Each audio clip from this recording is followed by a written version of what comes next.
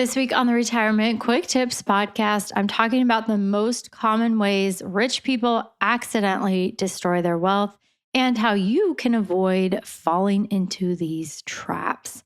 One of the most common ways I see people lose their wealth is by letting their ego drive their financial decisions.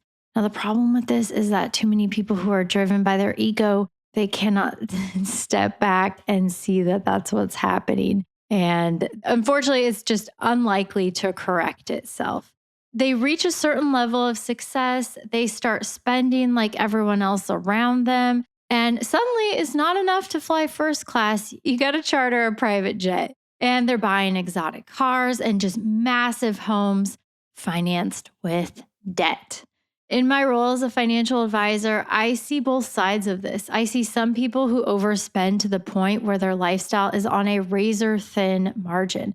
People with high incomes, but think that that high income has to come with a certain lifestyle because, again, they view themselves in a certain way. They want everybody around them to view them as special and unique and important. And so that ego of how they see themselves or how they want to be seen by others fuels their spending decisions.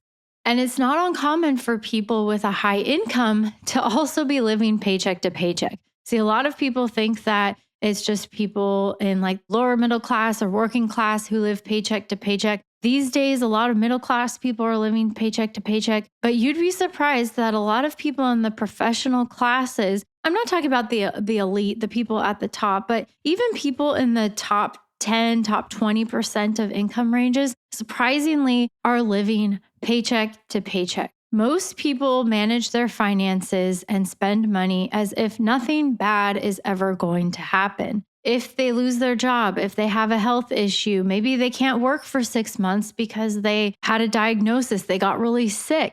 Maybe they're in an industry or they own a business that takes a major hit and they're toast. This is one of the most frustrating things I see with how Americans are managing their money today. I don't think we learned our lesson from the GFC in 2008. I see a lot of debt-fueled lifestyle. Some among my clients, yes, but I also see it in the spending habits of everyday Americans, and the data and the numbers don't lie. When you look at Americans who are using buy now, pay later, they're maxing out their credit cards, accumulating debt on high interest rate credit cards. They're loading themselves up buying houses with mortgages and interest rates they can't afford. They're buying nice new cars every couple years with eye-popping payments. They're accumulating all this stuff, loading it up. I was just talking to someone today about all of the beauty treatments that are so common among young people, but older people alike. When you add up Botox and filler and eyelash extensions and hair extensions and I don't know what else, but all these other things that is so commonplace that people do. How many people do you think are sitting there saying, yeah, maybe I shouldn't be spending $1,000 a month on my physical appearance upkeep? Anyways, I digress. Too much debt-fueled lifestyle, the burden of all of those obligations. People are living this way today, but it's much worse in my opinion.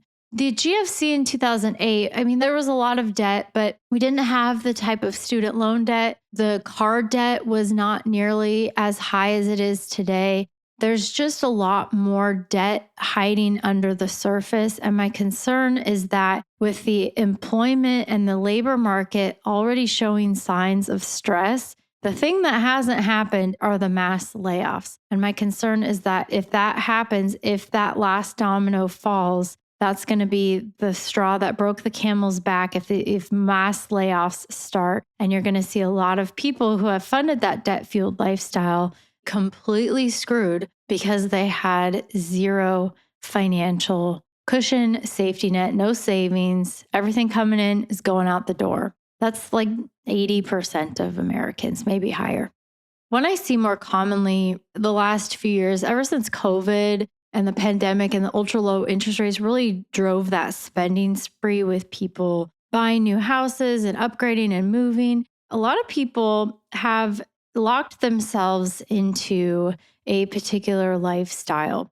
You might have $30,000 a month that's tied to living in a multi-million-dollar home. You better have the plan A, plan B, plan C to ensure that if you're working, your business is struggling, you have a serious health issue. What if you can't work for a few months? Hopefully, this episode's not turning into a rant, but when I look at people and the houses that they own, it is a huge portion of their net worth. And for most Americans, I mean, the stats don't lie. Their house is their biggest financial asset and source of wealth. But again, I talked about this yesterday. It's a use asset.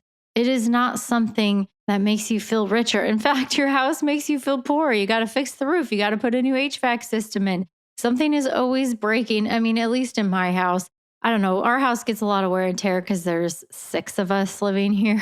But it's not easy to unwind if you have a high mortgage payment, property taxes that keep going up, insurance costs that keep going up. If you want to upgrade or do maintenance on your house, if you look back 5-6 years pre-COVID, everything's double the cost of what it used to be. And so you get yourself locked into a particular lifestyle. It's not easy to unwind or downshift if you need to.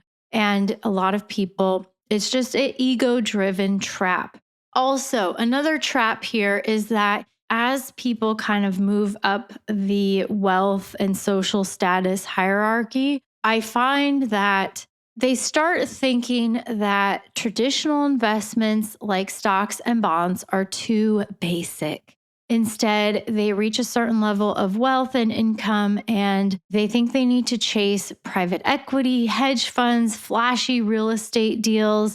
Investments that sound impressive at a cocktail party, but they come often with, yes, the promise of high returns, but also the high risk and low liquidity that can make these investments blow up. So people investing in sexy investments, they don't usually have the expertise to properly evaluate the risks, the illiquidity, and balance that with the return potential to say, is this a good investment? Is this an appropriate investment for me? Instead, they're like, oh, it'll be so cool to boast about how they doubled their money in 6 months. And then they just ask, where do I sign? But these choices, they can lead to overexposure and complete financial collapse when you're letting your ego drive your investment decisions and when it's fueling overspending and the pursuit of sexy investments that you can brag about.